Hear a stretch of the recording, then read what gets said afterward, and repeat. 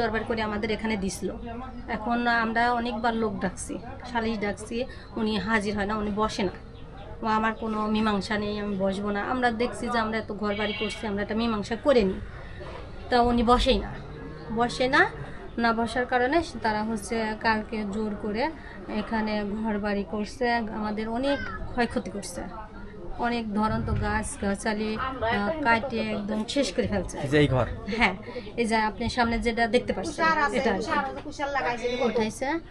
তা এখন আমরা চাচ্ছি যে, আর আমার 2 ফুফু শাশুড়ির জমি নিয়ে আছে আমাদের, তা আমরা চাচ্ছি যে সে আওয়াজ না করে, তার অংশ সে পাবে, তাকে আমরা দিয়ে দেবো, কিন্তু আমার দাবি যে আমার শ্বশুর যতটুকু তার সে মালিক, সেই মালিকের যতটুকু সে পায় তার মানে সাইড থেকে চাই। এই যে ঘর যে ওরা এখন, তার মানে আপনি বলতেছেন জোর করে করছেন? হ্যাঁ হ্যাঁ, এটা জোর করে করছে, মানে ওনারা জোর করেই গাছ গাছালি কাটে, এখানে অনেক কিছু ছিল সেগুলো পরিষ্কার করে